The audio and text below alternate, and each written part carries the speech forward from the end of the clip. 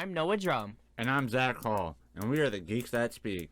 This is the podcast where we nerd out about pretty much any pop culture. From video games, Star Wars, and zombies. To music, movies, and comics. You just never know where the combo will go on GeeksspeaK.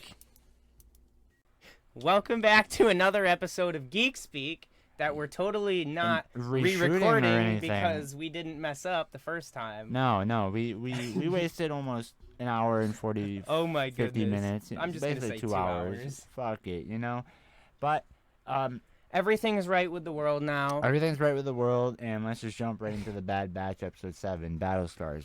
Shall we? You know? We should, you know? Let's not be as long. Let's not go off topic, you know.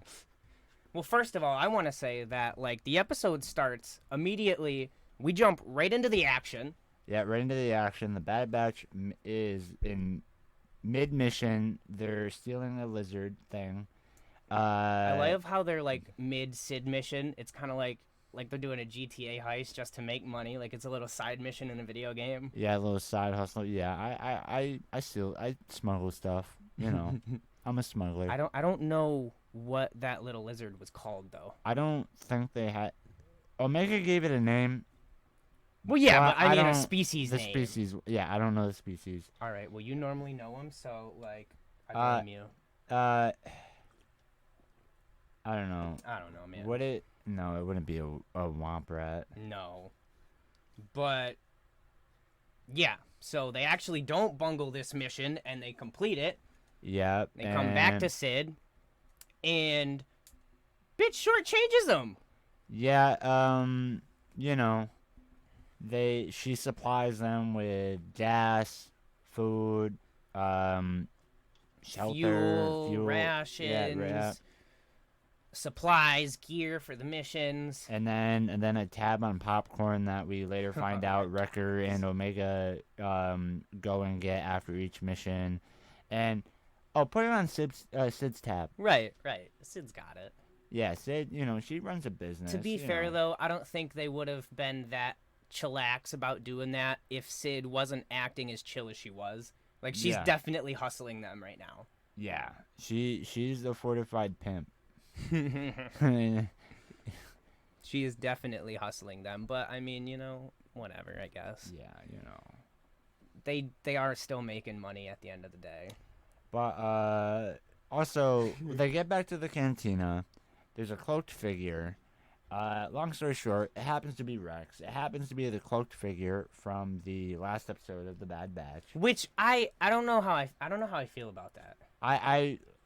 We were really on the subject of it being Bail Organa. I'm kind of sad it's not Bail. Yeah, because let's retrace last episode. Trace and Rafa knew the tactical droid that they were all going after to help fight against the Empire.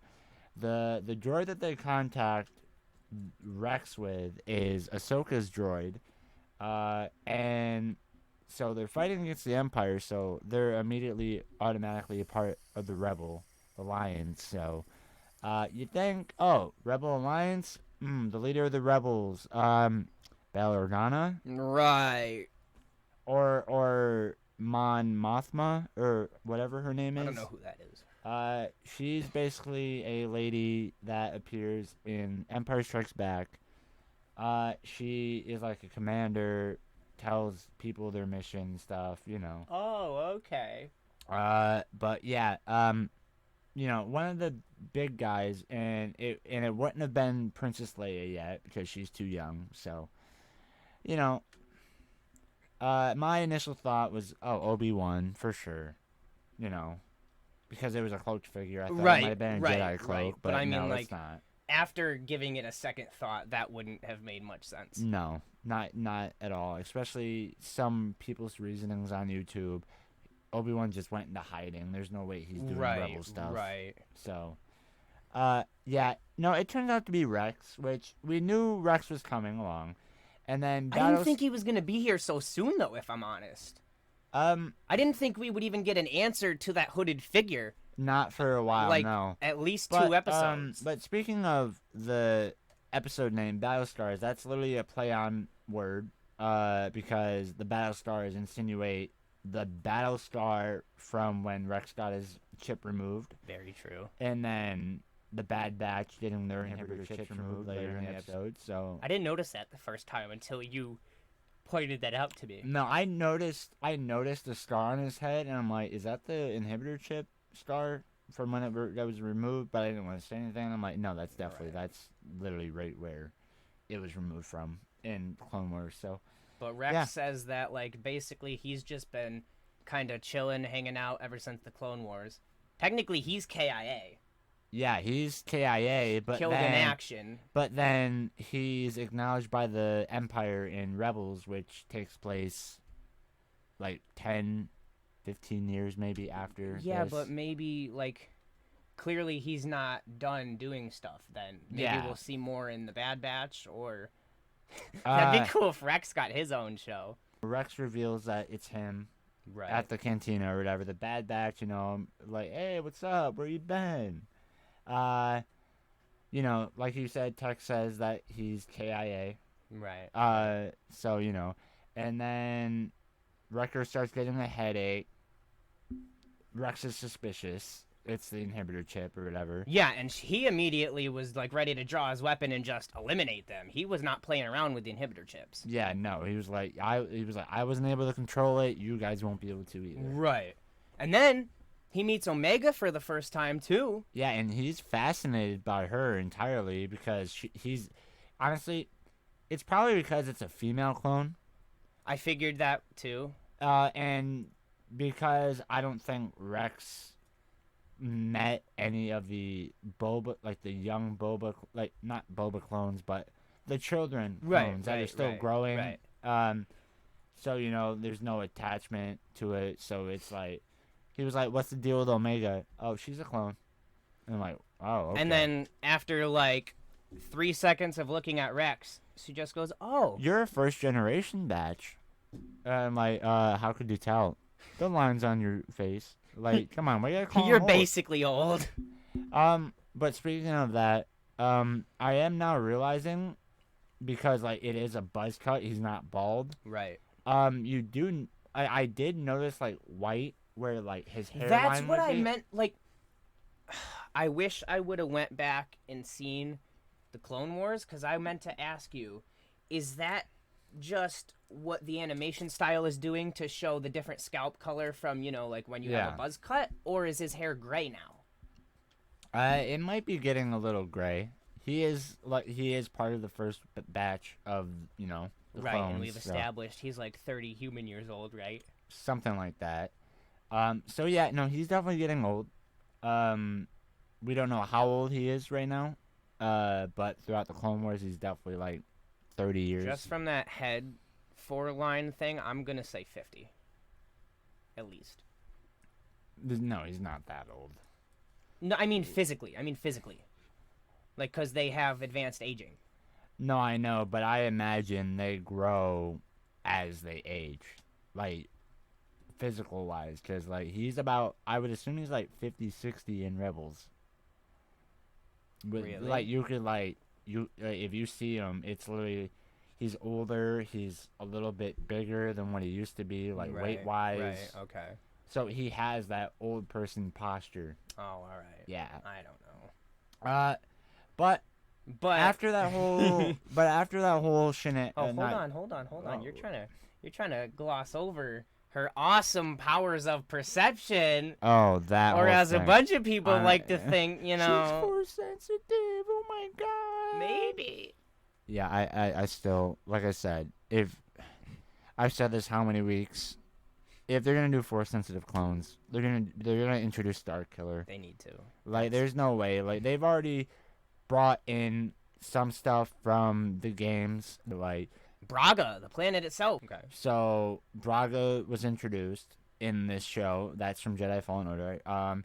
Then the Dark Troopers or whatever they're called. They're from They're from Star Wars Clone Commando, and then the Elite Squadron, I assume, is a callback to Battlefront 2 story. Not the PS2 Battlefront 2, but the PS4 and Xbox. Oh, right. Yeah. Okay, the newer ones. Yeah. Right. So there's that. So there is. Oh, and then not only the Dark Troopers. They were in the Mandalorian season 2, and then we could see protocol versions of them in the first episode of the Bad Batch when they're up against them in the training sequence. So they're definitely using some assets from the games that, well, Jedi Fallen Order is canon to the Star Wars storyline now, but Clone Commando and Force Unleashed are not. I guess it would be kind of cool if she was Force sensitive, but I kind of don't want that to be the case either. I kind of just want her to be really smart. I especially don't want it to be the case because, like, yes, the sequel trilogy did touch on Force sensitive clones, like with the Snoke clones. He's Force sensitive. Palpatine made the clones of him, and then the whole idea of the Mandalorian, they're after Grogu to collect DNA from him to clone him. Right. So how can you already have Force sensitive clones? Yeah, like I could see, like, there has been theories about the reasoning why they need his DNA to clone him is to clone Palpatine and bring him back, but there was some rumor about Disney retconning those sequel trilogy films, which I'm perfectly fine with. Episode 7, I don't want retcon because I actually like that movie. But other than that, 8 and 9 go bye-bye. They just go bye-bye. Right. But anyway, little off topic there. My bad. Yeah. Rex, like I said, the planet Braga comes up, which is where Rex takes them. Yeah, and because he kind of plans to just Ahsoka them. Yeah, he plans on removing their inhibitor chips, and that is the same planet that the Republic cruiser that they were on landed on at the end of the Clone Wars Season 7. So, yes, they crash landed on Braga without me, or at least people assume it's Braga that they crash landed on because it's literally a scrap yard now, that's where the Scrapper Guild comes into play. Right. You know, but yeah, you see a whole bunch of like Clone Wars. It's basically an artifact. Yeah, and he needs to use it though because he wants to use the med bay on the ship. Yeah, he wants to use the med bay to remove the chips from the Bad Batch. But of course, the machines finally set Wrecker over the edge. Yeah, that would happen. But before that, he also does hit his head again. So you know. You're right. That can't have helped. I like yes. Like it's the scanner that probably could have activated the chip, but it was definitely the hitting of the head that helped. Yeah, of course, because every hit to the dome piece just seems to affect him. Yeah. So, basically, he enacts an Order 66. Says to the clones like, "Oh, hey, you guys are in direct violation. Direct violation of the order for not executing it." Dude, that was like kind of weird. I don't know. It was weird to me. It gave me like zombie movie vibes when his chip turned, because it reminded me of like him getting bit. Yeah. And then just like him just sitting there like the infection taking over, and then he gets turned, and then like now all of a sudden he's a zombie trying to come eat them or kill them or whatever. Yeah. And he basically was trying to kill them. Oh yeah, no, he definitely was. And literally, like Rex goes to pull out his blaster, it's automatically on stun. He tries to shoot immediately. Wrecker knocks the blaster out of his hand, and then kind of knocks both him and Hunter out. For maybe he doesn't knock him out, but he knocks him to the side. So you know, he then chokes Tech. I'm pretty sure he chokes him out. I'm pretty sure he tried to choke Hunter out too at the beginning. Yeah, and then he was just gonna straight up shoot Omega, but you know, Rex for the save. Yeah, Rex, you know, with the stun blast, you know, stuns Wrecker and whatnot, and they get the chip out. And you know what? Like, maybe this is me just assuming that Echo already had his chip out because he's like 75% robot. Yeah, Like, after Wrecker gets his removed or whatever, he's like, oh, now Rex says now 3 to go. yeah, or he's whatever. like 1 down, 3 to go. But like Omega doesn't have one. Right. I could have sworn Echo or someone said that his chip was removed during the Clone Wars. Right, like when he got experimented on. Yeah, And when then he was, and then if Wreckers is gone, that should be only 2. that should be only 2. But there is what I would like to think that maybe he's referring to Crosshair, because maybe Rex does come back in the series. They have a mission like the end mission, the end game, if you will. Right. It will be get Crosshair, stun his ass, bring him to Braga, and get his chip removed. Maybe not necessarily Braga, but they get their chips removed. And you could see like all of them did get it removed. Scar. Yeah. I don't know. I feel like they would have had to shave Hunter's head to remove his chip. I don't know. Like the second time we watched the episode, I did notice like something white under his bandana.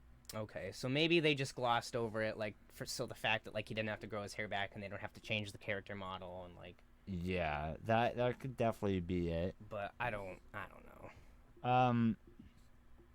And then after all their chips get removed, Rex is standing outside. You know, he talks to someone on his comm. Yes. Talking about meeting them at the rendezvous point. Part of me really hopes it's Ahsoka, but then I don't really see that being the case. I honestly like when Star Wars stories don't focus on Force-sensitive characters. Like The Mandalorian, if Grogu wasn't introduced or if he wasn't Force-sensitive, I'd be fine with that. Right, because he's adorable anyway. Though. Yeah, he's adorable anyway. Like, but I don't think they would put Ahsoka in anyway just because, like, that seems like something too big. We already got Rex. Yeah, no, we got Rex. You know, I'm chilling. I'm happy. He's a fan favorite from the Clone Wars. Right. So, you know. And also, I'm sorry, but, like, one of the biggest things from the Clone Wars was that, like, Ahsoka got Rex's chip out.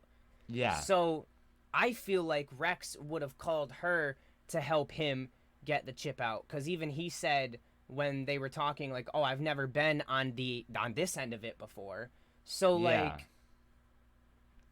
if there was a time to bring Ahsoka in, I feel like it would have been to get their chips out. Oh yeah, no, definitely. But you know, like I said,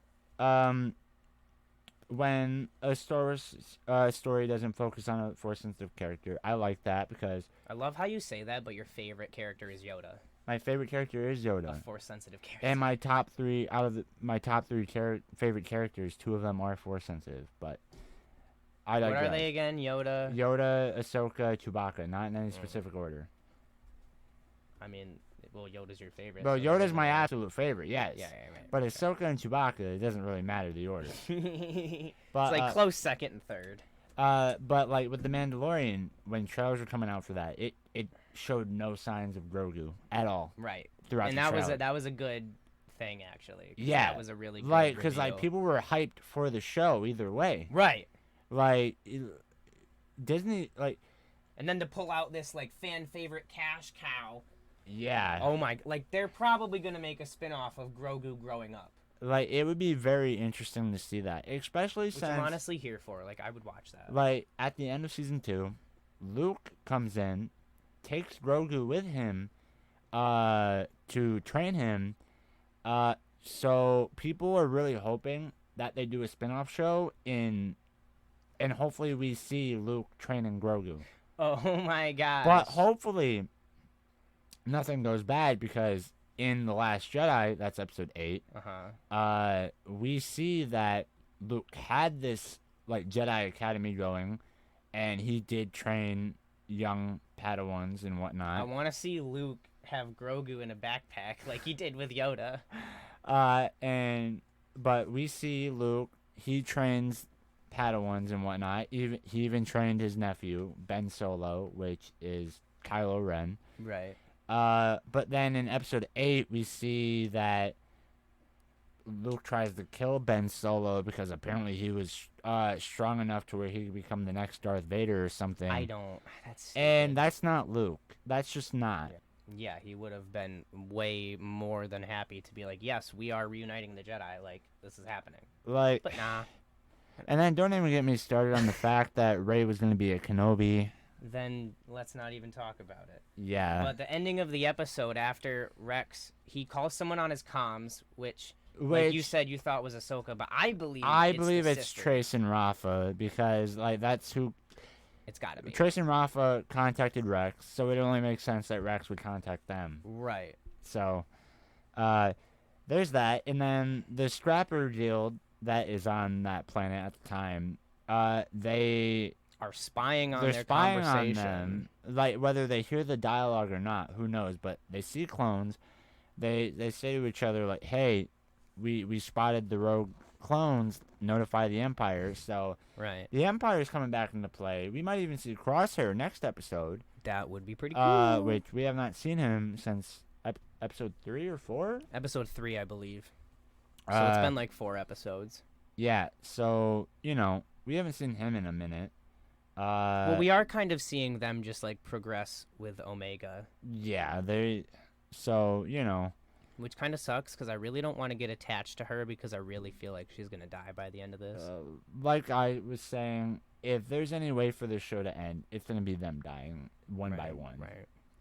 Especially since the producers or something tease like, oh, it's gonna be a sad ending. I'm sure it is. So usually there are sad endings when you introduce characters that are not in any of the main movies. And like look at Rogue One. That film explains to us how the rebels came across the Death Star plans to like figure out how to blow it up. Right. And every hero, like every main character in that film, guess what? Dead. Die. Like, and that has never been done before. Like, there was a script where like 1 or 2 of them survived. But it makes sense though, because if you think about the timeline, Star Wars doesn't come out in like a perfect timeline. It's all over the place. It's all over the place. So if you think about, for example, Omega, like if you think about where this is taking place in Star Wars, isn't this like after episode 3 but before 4? It's literally after 3 before 4. So if Omega was like this first really powerful force sensitive clone, why wouldn't we have seen her in 4, 5, or 6? Well, I'll give you the realistic answer. That just wasn't thought up yet. Like these characters weren't thought up yet in these stories. Yeah, but yeah, no. But you can't rewrite them into history. You can only do it so much. Like Ahsoka, like they're like writing her into the Star Wars history by introducing her in Clone Wars, then giving her a live action adaptation, which in The Mandalorian, that takes place after the 6th film. So and then they gave her a voice in The Rise of Skywalker when Rey was hearing all the voices of the previous Jedi. But even that kind of weirds me out, because then if she got introduced in the Clone Wars, why isn't she in 4, 5, or 6? What is she off doing? And I'm an idiot. She was also in Rebels, which that takes place before 4. So like they're rewriting her in between. They're writing her in between the films. So if I'm hearing this right, basically the Bad Batch is between Clone Wars and Rebels. Yes. Okay. But but at the end of the day, there's only so much you could do with a character that's being written into history. Yeah. So like, maybe like, I don't know, they could write her into history by having her be the reason of a cause or plot for a movie, like with Rogue One. That explains how they even got the Death Star plans to begin with. I mean, maybe, but I really just... But eventually... If they're going to do that, she can't be too big, otherwise she would have had to be in some of the other main events. Yeah. I'm sorry, I and refuse at to the end believe of a the force-sensitive day, clone would just stand by while all the events of the movie happened. oh Sorry, yeah. no. Oh, but No. hey, a little off topic. The Internals, they're now getting introduced to the MCU, but where have they been? All right, good point. I guess my only rebuttal to that would be like this is sort of like a sleeper agent thing. They didn't know what they really were, so like they couldn't help because they kind of were just normal humans, they thought. Whereas like we know Omega's special right off the bat. Yeah. And if she's special this young, like, well, I guess maybe we can see like she gets frozen like Han or something, and then they unfreeze her in a movie or something. I don't know. Because like some timey-wimey stuff. We've seen them do it in Rebels with Ezra pulling Ahsoka out. Yeah. And on top of that, there are films coming out that take place in between the movies. Like Patty Jenkins, she's doing a Rebel Starfighter movie. Okay.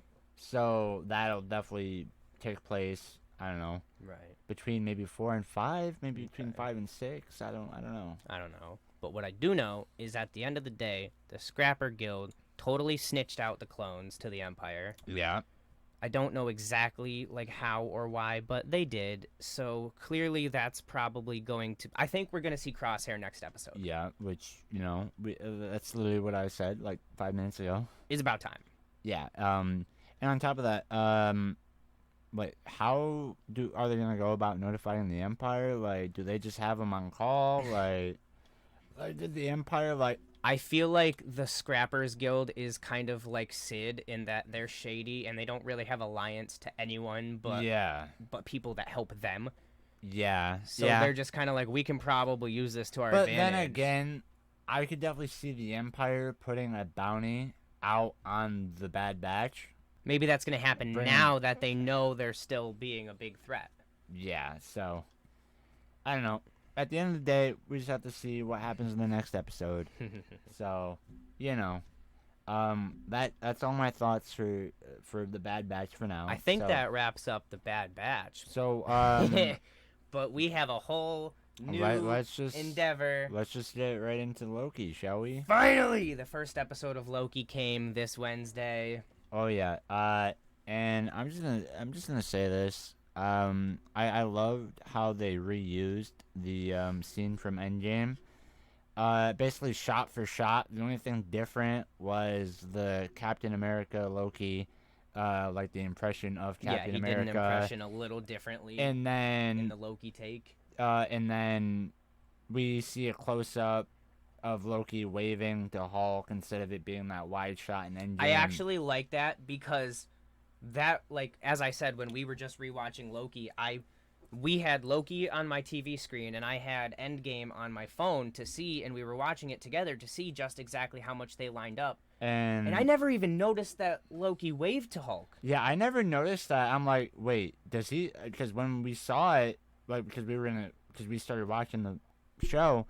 Like, wait, what? Does he always wave to Hulk? Right. And we see an Endgame. Oh, yeah, no, he waves. Yeah, he that's waves. what sparked the whole thing. We see a close-up of him just... And then other than that, it's shot for shot. Yeah, like minus the timey-wimey stuff of, like, them traveling back. Yeah, the Loki, like, kicking the briefcase and getting the Tesseract, teleporting out. Same footage. Yeah, same footage. No Iron Man jumping out the Stark Tower. Right, no Steve Rogers, in the going in the elevator. And then the flick me. Yeah, right. It was just straight what happened in the old timeline. He picks up the Tesseract. What? He teleports out of there. He ends up in the Gobi Desert. The Gobi Desert out of anywhere, like... Why? Like, does he not have allies in 2012?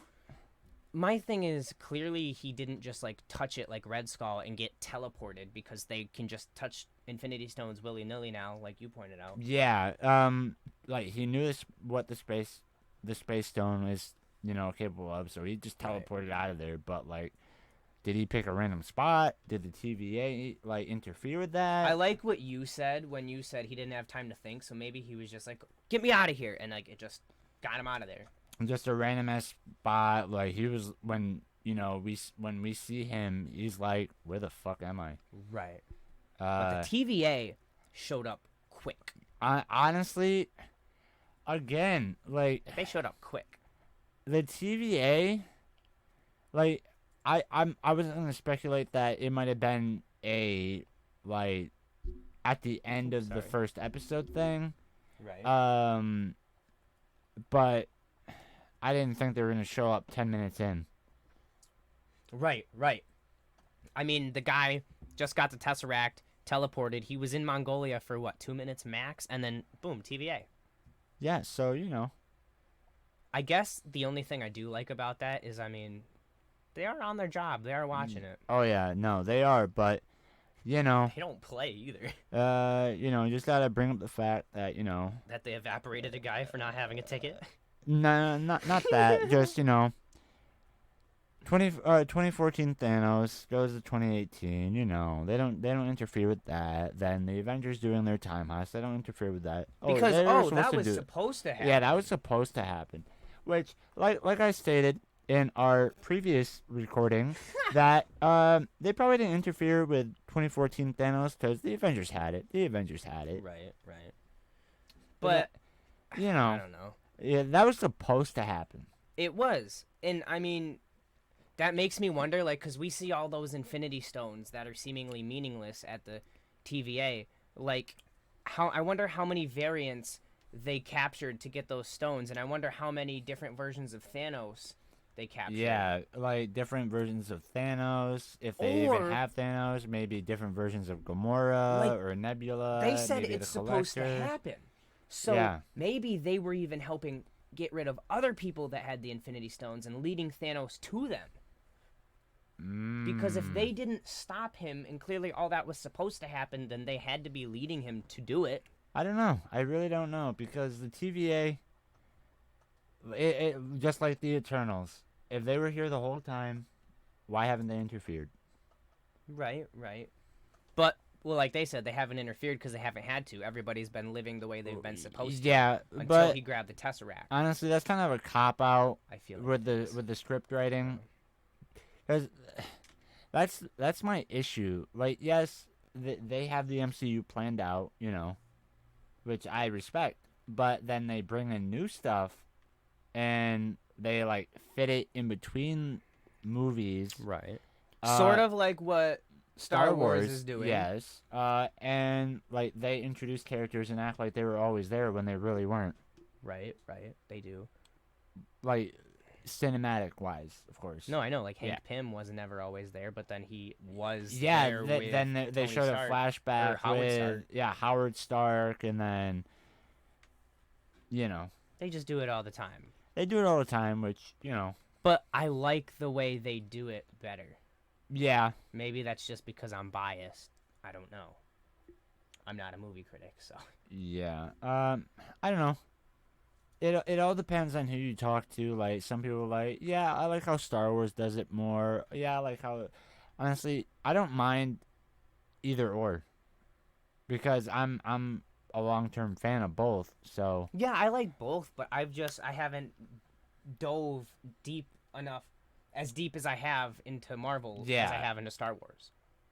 I haven't. Yeah, I've dove deeper into Marvel than I have Star Wars. Yeah, and you've kind of done the opposite. I've kind of done the opposite, but over the years as I've grown up, I've noticed more shit. Like the Incredible Hulk, the second film in the MCU, I saw that as just a new Hulk movie, cool. Right, I didn't even know what the MCU was at that point.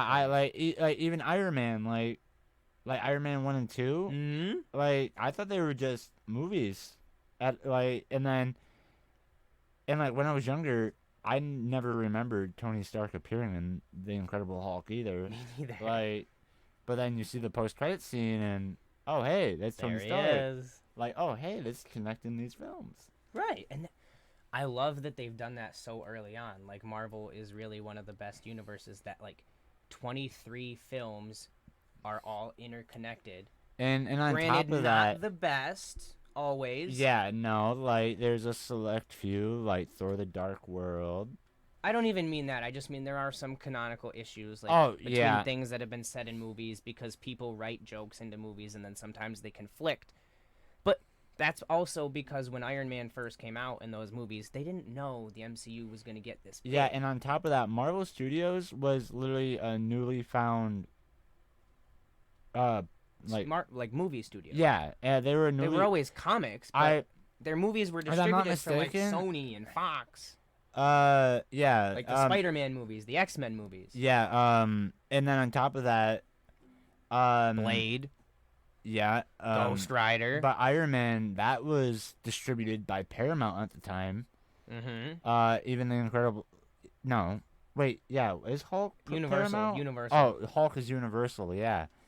But yeah, but when Marvel Studios started, it was newly found. Like they were just, they were just going big, like with doing an Iron Man movie for their first movie. Right, and it worked. And yeah, it clearly worked. Like it was at the time it was a risk hitting Robert Downey Jr. because of his his past. Yeah, his past, and yeah, no, it was a good fit. It was a good fit. But I like that though because they gave him a new chance, and I mean, look what he did with it. Yeah, really. Here he is. 10 years later. I just want to say I think he did good with it. We never know. Maybe 10 years from now we get another Cosby situation with Downey, the Downey Jr. skin. I hope not, but yeah, Iron Man had to do some shit to fit in that suit. Oh yeah. No, I hope not, but never know now.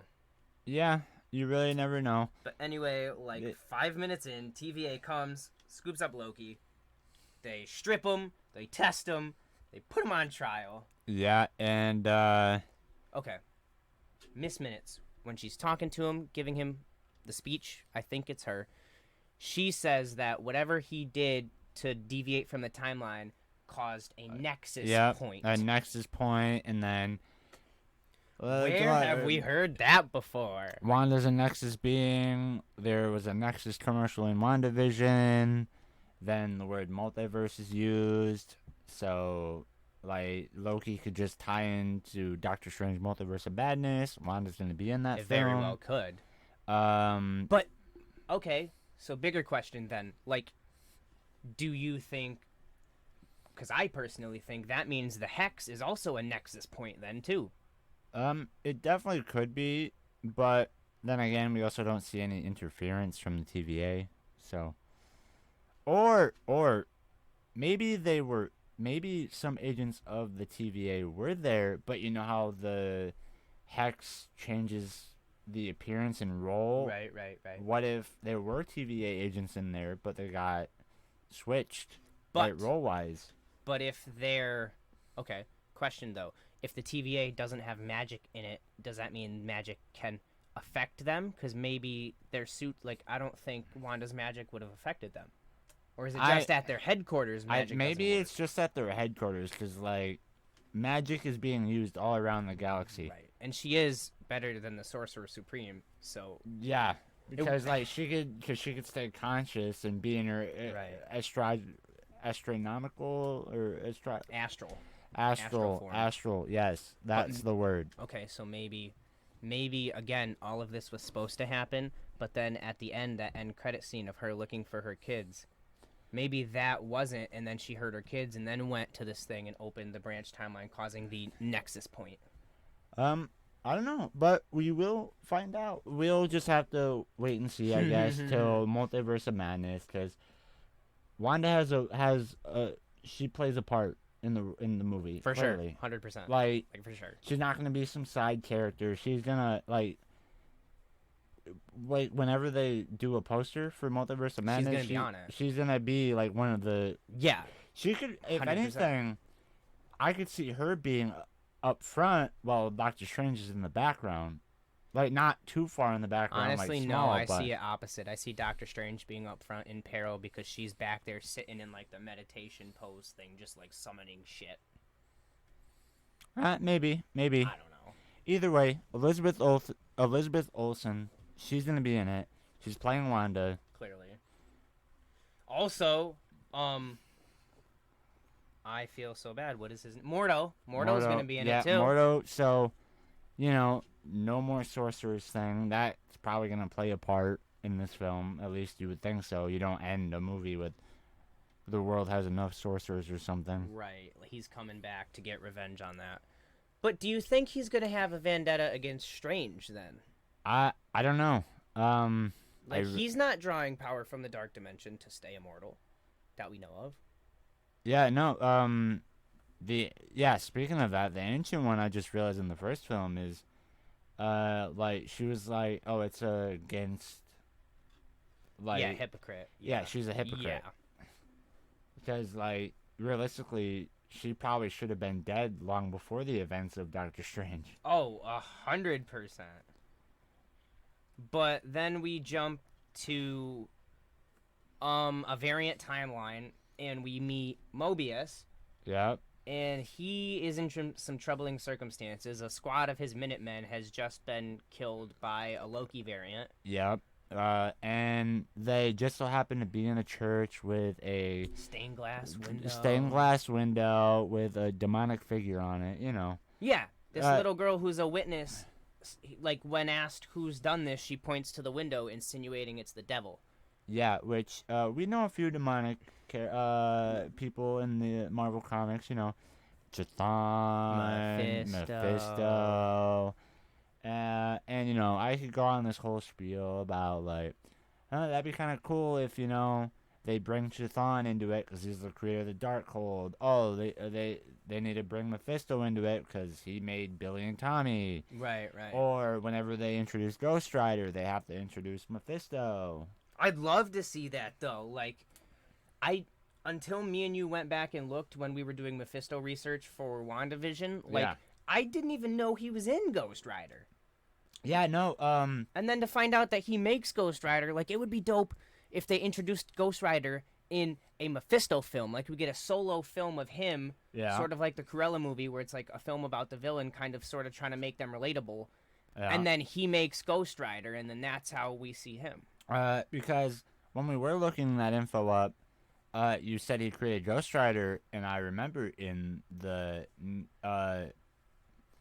original movies. Nicolas Cage. Yeah. I remember. Oh, hey, there's a devil-like character that gives Johnny Blazes, fire or whatever, and then we look in the credits, like, does it say who that character, who the actor plays or whatever? Mephisto.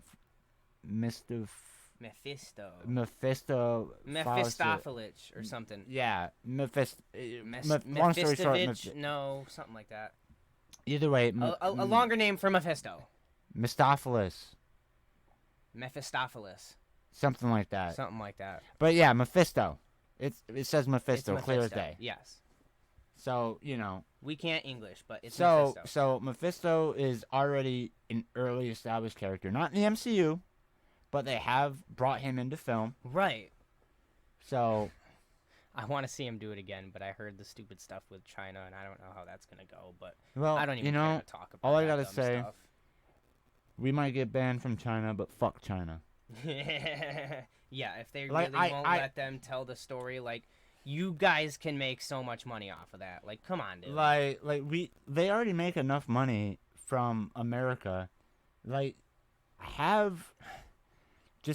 Stop worrying about all the censorships all around the world. Right. Just you won't be able to bring us these great stories if you're worried about censorship. Right. There are so many good stories that are in Marvel Comics that have been adapted into films.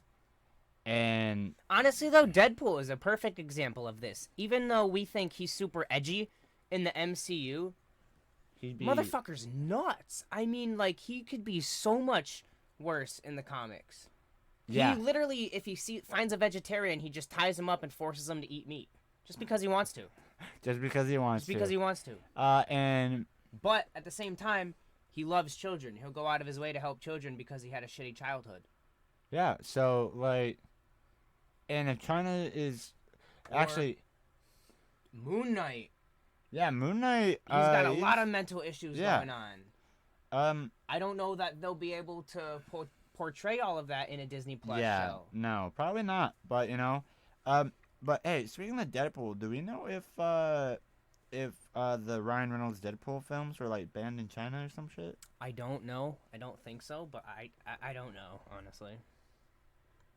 What I do know is on trial, Loki tried to use his powers, and he can't because, again, they don't work in the TVA. Like we said, no magic there.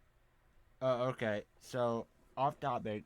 Apparently, a censored version of Once Upon a Deadpool, that's like the Christmas thing, took top honors during a quiet weekend at the Chinese box office. It earned $22.3 million. Wow. I don't know. Did Deadpool come out in China? Interestingly, probably, man. There were some scenes in China. Deadpool 2 never got a Chinese release. Okay. And that still seemed to make money, so I don't understand why they are even worrying about China censorship to begin with. Deadpool has been banned by Chinese censors. I don't really care. That's really stupid what they censor, and I'm not really interested. So, Deadpool is coming to the MCU, so... Right. If Deadpool is banned in China... And they better not... They're not really going to change him, I hope. Like, I hope he obviously stays the same character. They are definitely censoring him, I feel like. I really hope not. Like, come on. If you can make Doctor Strange a scary movie, then why can't you have Deadpool a raunchy movie? Like, we know the IP. Like... Yeah, come on. And... We still have yet to see this 18+ section that might be coming to Disney+. That'd be pretty cool. So, like, give us the 18+ section. Make X-Men Origins Wolverine the rated R rating that it was originally given, because it's PG-13 on Disney+. Right. I think it's only rated R because I think you see Hugh Jackman's butt. I don't know. I don't know. I really don't care. But the point is, it's originally rated R. So just give it the original rating. Put it in the 18+ section. I don't know. But what I do know is Loki tried to use his powers in the TVA. Yeah, he tried, and like you said, it just looked like Tom Hiddleston behind the scenes. I imagine that's what he does for like every take when Loki transforms. He just kind of sits there like, yeah, dude. And I mean, like, nothing happens. Almost about as ridiculous as. Hold on. Wait. Somebody take a second. Hold on. Yeah, I'm still worthy. Oh my gosh. That hammer. I love when he turns it into an umbrella and just starts crashing it through Doctor Strange's shop. Yeah. He just starts breaking all the old artifacts like, sorry. Oh, yeah, I actually did forget that. In Ragnarok, he disguises Mjolnir as an umbrella. Yeah. And then there's another one where he disguises it as an umbrella and just hangs it up on like a rack or something. I don't think he disguised it. I know it's literally in Thor: The Dark World. He literally hangs it on like the coat rack. Mm-hmm. You're right. And somehow the coat rack holds it. I mean, the coat rack must be worthy. I guess so. That is weird. How? No, I guess that would make sense, because if it like kind of crushed shit, then how would he be able to set it on the ground without it just falling through stuff? Yeah. So I guess it's like only beings can like not pick it up, but it can sit in the physical world. Yeah. But anyway. But yeah, So, basically Mobius, like, quote-unquote, saves Loki from getting reset, or this variant of Loki. Takes him to an office, or, they leave the courtroom area, takes him to an office. On the way to the office, though, they talk about the Nightmare Department. The Nightmare Department, and I feel like that might be a play on, because, like, there is a villain called Nightmare. I think he's a Doctor Strange villain. I think. Because people were saying, like, maybe he could be the one in WandaVision instead of Mephisto. Yeah. But, I feel like... I didn't think of that. I honestly feel like that's a play on. Like, I would hope that there isn't an actual Nightmare Department. I feel like Mobius was just making a joke, because that's what he just seems to be doing throughout this whole episode. But the joke there isn't that there's no department, it's that he would help Loki burn it down. Yeah. So he'd be like, now that's a department I'd help you burn down. But yeah, because you don't normally make jokes like that unless you have an attachment. Like, fucking hate that place. Like, I'd help you burn. You know what I mean? yeah. So I I don't feel know. like it's got to be real. And if it's real, if there's a nightmare department, should there not be a dream department? And realistically, I feel like a nightmare department should just I feel like they could just come out with like a TVA movie and just have the nightmare, like make it a horror film. Right. Like, introduce nightmare that way. True. Have him maybe be in Doctor Strange 3 if they do a third Ooh. one. And honestly, I would just love to see these characters that we've seen on screen for years in a horror film. Like, yes, we are getting that with Doctor Strange 2. Hopefully it's not changed. Hopefully it's. I don't think it's gonna be like horror like The Conjuring. It's gonna be scary for MCU standards. Yeah, like maybe rated R. Like Age of Ultron, that was the closest thing I feel like we got to a horror-esque film in the MCU. So, just characters that we know and love. I would just love to see them in the horror film or the horror genre, and see how they take it from there. That would be pretty cool. And I like Doctor Strange is doing that, but yeah, and honestly, they'd be stupid to not introduce Nightmare and not make that a horror film. Yeah. Because the name Nightmare, that seems like something I don't want to partake in. Right, but that's okay. So if there really is a nightmare department, that kind of seems bad. But I feel like if there's a nightmare department, there's got to be a dream department. And if the TVA is controlling what you're thinking in your sleep, that leads me to believe they're doing that because they're trying to influence you to do stuff that's supposed to keep you on the sacred timeline. Yeah. So, if they're already influencing our choices to keep us on the sacred timeline, how can they not anticipate when someone is about to turn into a variant and go off the timeline? Yeah, I don't know. You say that, and we don't know much about this variant of Loki that they're after, but very true. I don't know. I feel like they'd be smart enough to go after this variant. If they could tell that this variant was gonna go off the sacred timeline, don't you think they would intervene before that happened? Right.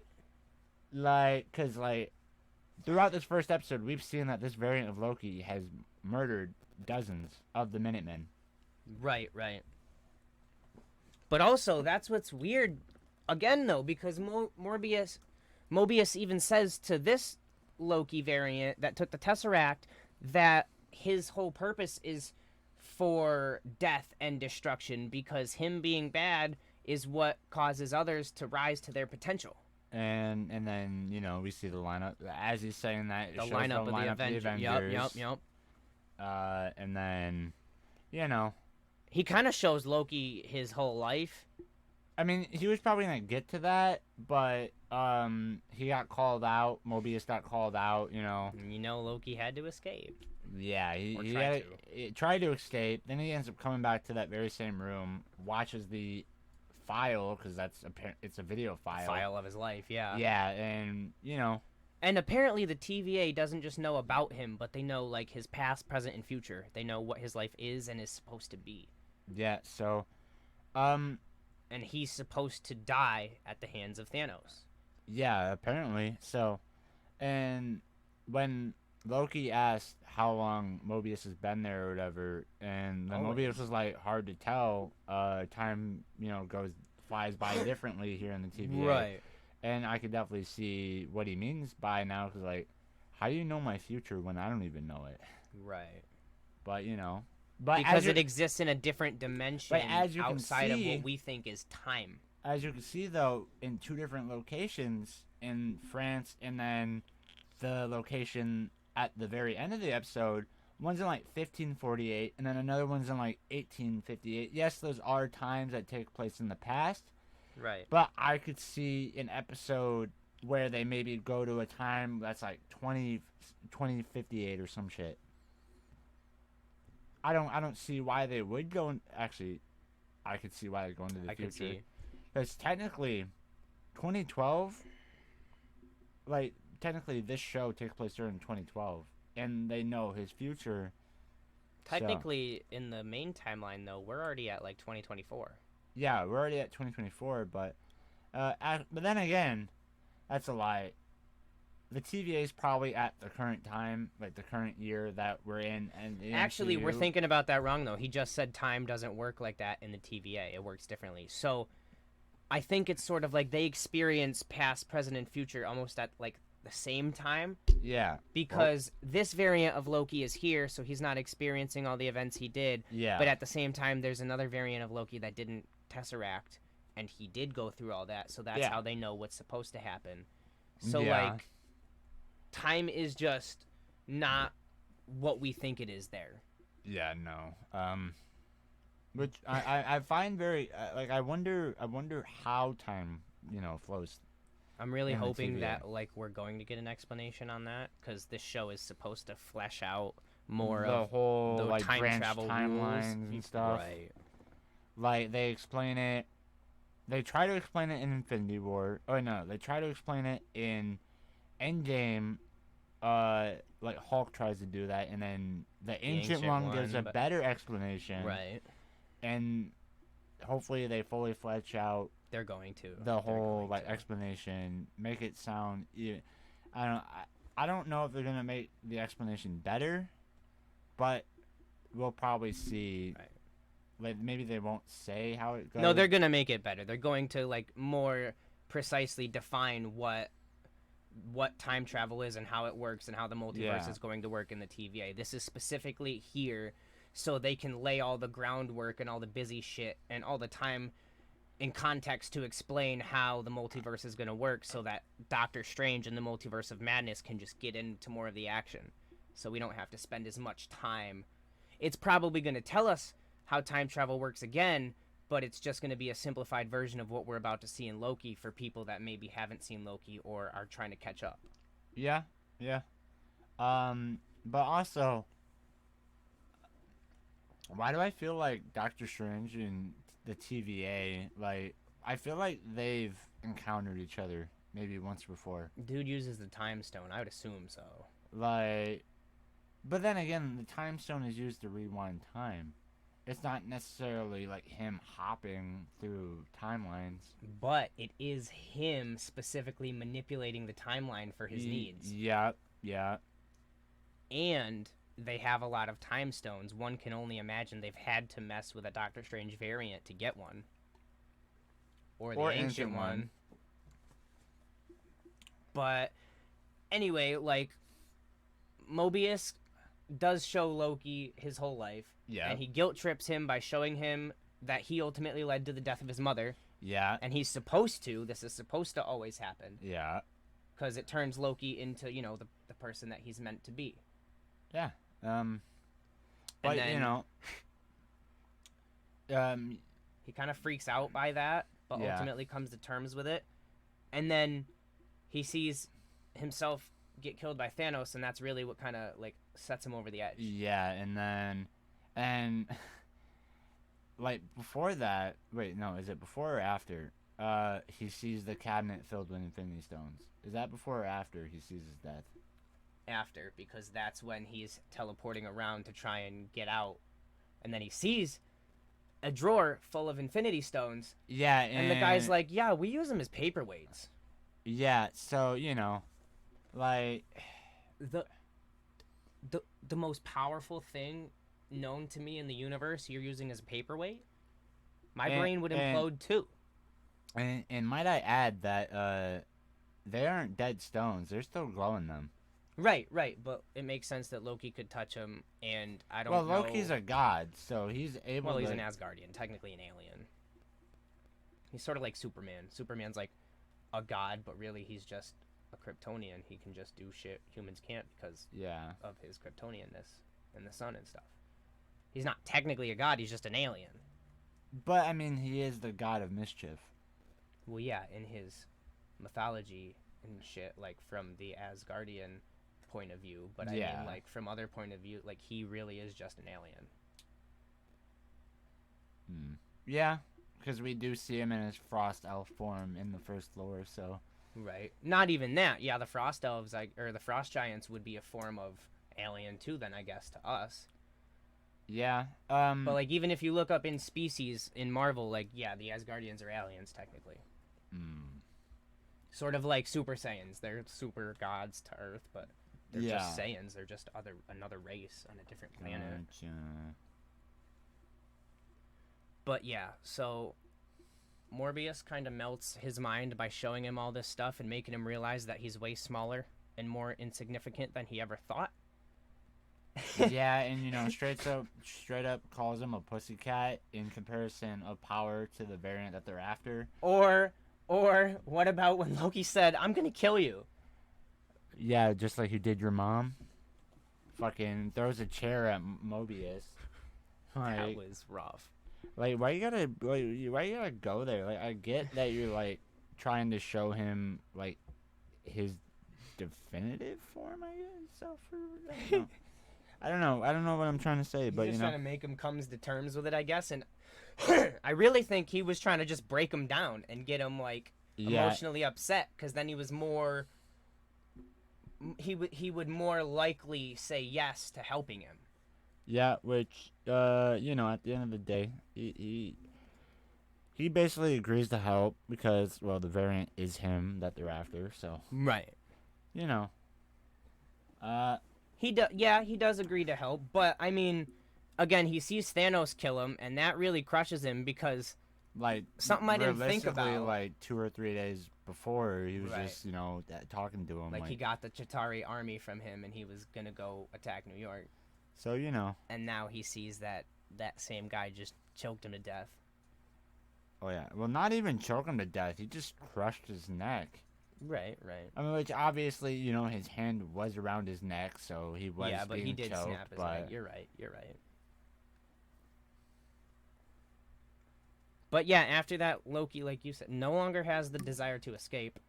Yeah, and he's like, yeah, I tried using the Tesseract multiple times, you know. I'm pretty sure it wasn't explicitly said at the end of the episode. I think it might have cut off, but like, we know Loki is going to help Mobius. Well, clearly, have you not seen the trailer? Trailer like, footage? We know that he's going to help him get that. Like, he's in like Pompeii in one of the fucking trailers. He's I don't know, like there's a part of the trailer where Mobius tries to give him knives, and then either the judge that we see Mobius talk to, or one of the Minutemen, I can't remember who, or some. Yeah, he's not having those. And then obviously, you know, there's the President Loki. Mobius is nowhere to be seen during that scene, so we don't know. And then a scene where he's sitting next to a woman that looks a lot like Black Widow from 2012. Or it could be Lady Loki. Or it could be, you never know, dude. You know, you never know. People. I want to know the plan though for the evil variant though, because like this is like the 6th, maybe 7th squad of Minutemen. It's now killed. That we know of. Right, and it keeps taking the time charges.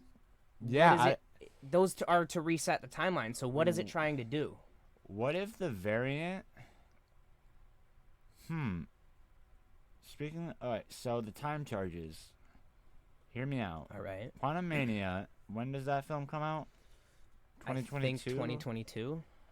So, what if the variant needs the time charges to, I don't know, do something with time? You know, maybe the whatever the plan is leads up to maybe Kang being introduced, maybe post credit scene. I got it. And then, bro, yeah. You ever notice how they have to go through those weird orange crystal doors? Yeah. Okay, and when they were resetting the timeline when they brought Loki through, like when they were first abducting him, they reset the charge and then went through the door before it went off. Yeah. So maybe if they're caught there, they get reset too. So maybe there's not any magic allowed in the TVA.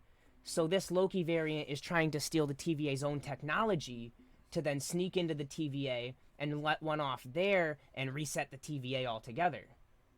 And then they can leave and then reset that timeline and then come back and then they can control it. Maybe, but do we see that variant take any other form of technology from the TVA? We only see it grab the charge at the end of the episode, but I can only assume that they've been doing that on every attack. Yeah. So. They have like at least 6. Yeah. So, unless that variant grabbed like the like the portal device or whatever, if there is one, then how would the variant get in the TVA? Well, maybe that's what we're gonna see. It's gonna keep doing attacks, and we're gonna watch the plan unfold and see them get more technology and come in. Honestly, I would like if Loki ended up teasing Kang. That would be pretty cool. Like, because he's in Ant-Man 3. He's in Ant-Man 3. Right, yeah. Like, without a doubt. Quantumania. Yeah.